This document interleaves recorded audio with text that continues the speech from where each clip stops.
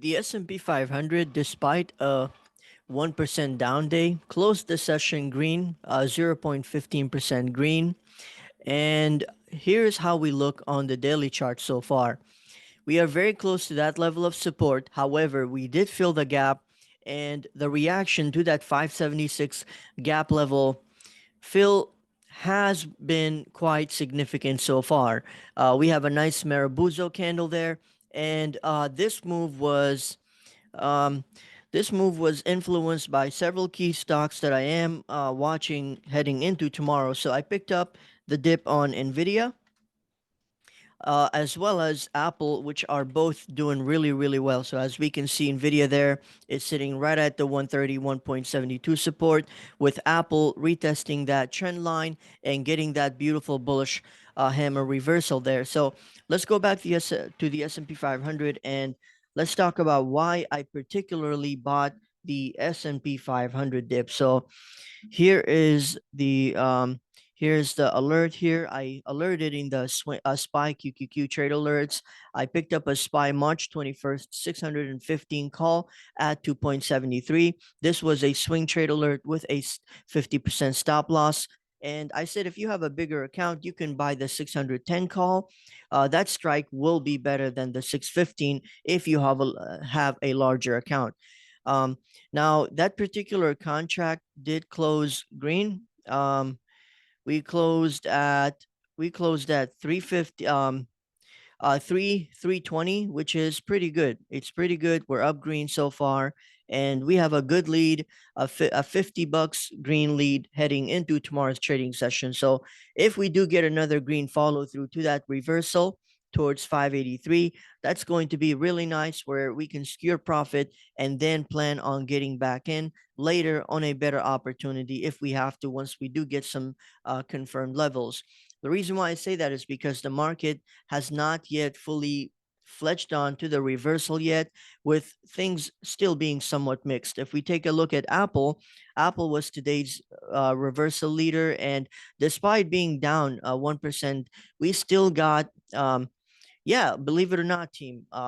Apple still closed negative 1% for the session despite that major reversal. And the reason why is because we had a large gap down from 236, went all the way down to 228, and came back up, closing the session at 234, which is still $2 short below Friday's closing session. We did pick up the dip on this one. One of our admins, Rainbond, alerted a nice trade for Apple here, and this one is up 13% so far. It's doing really well, and could continue to do well heading into tomorrow's trading session. Apple right here, she picked up the June 265 call at 4.40, and so far that's up 15%. Now let's go take a look at Nvidia. Nvidia also, I bought the dip at 131, and if we do end up, let's say, having a blow off the bottom scenario with Nvidia going down to 125, I am planning on averaging down another contract for my July expiration, 185 calls. So I bought a contract of Nvidia July 18, 185 call at 5.35, closed the session pretty green.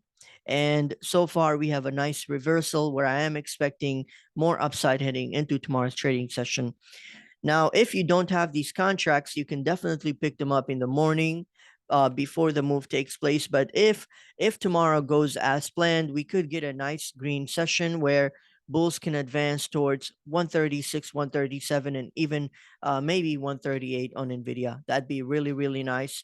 And for Apple, I would anticipate anywhere from 236 filling that gap, 237. That would be a good area. And for the S&P 500 there, 583.92 will be my target, with 585 as the resistance, where I plan to close out my contract and go into observation mode.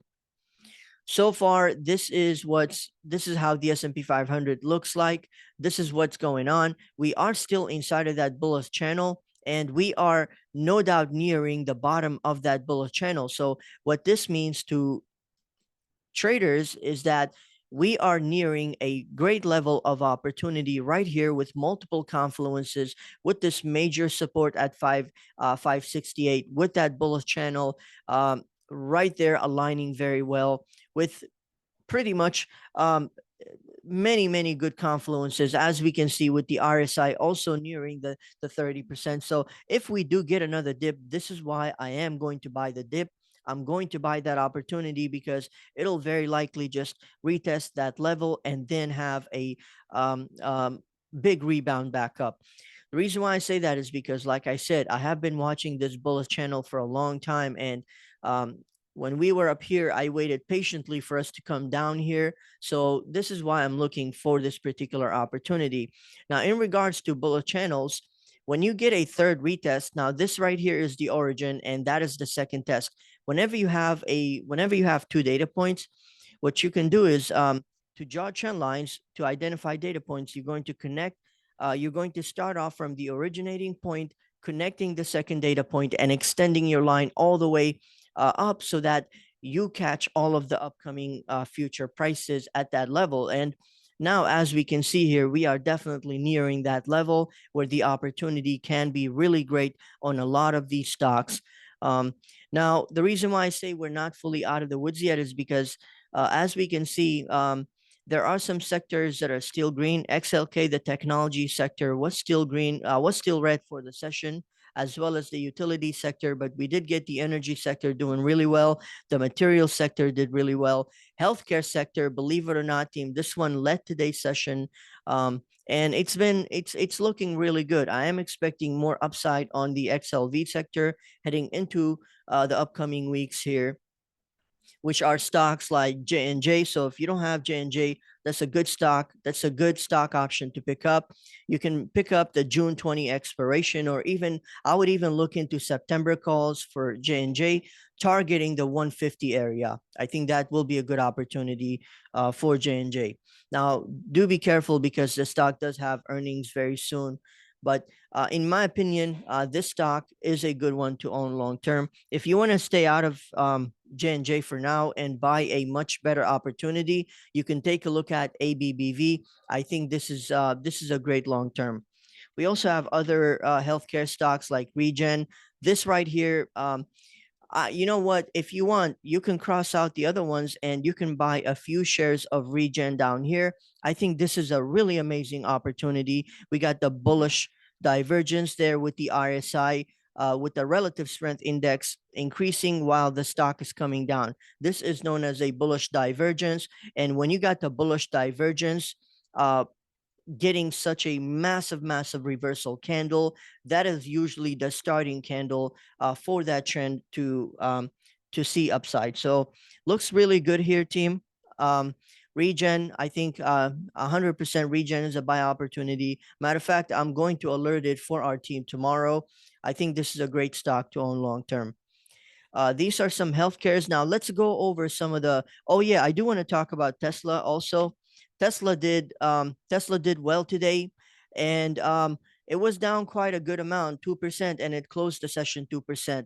At the current level it's at, and the fact that it has been holding really well compared to other tech stocks, this one can see some major upside once we break above 408, which is its prior historic all-time highs there, as we can see from 4 years ago. So keep an eye out for Tesla for a great intraday momentum trade heading into this week above 408 towards anywhere from this upside territory towards the 460s. I think this one looks really good, and it can get more upside if we do get another green session in the market tomorrow. Keep your eyes out on Tesla for a nice intraday trade. Let's move on to the next one. Tesla. Yeah, I think that's about it, actually, team. That's about it for now. I don't want to share too many setups. These are the ones that I am focusing on in the meantime that I think can get some upside heading into tomorrow's trading session. See you all tomorrow.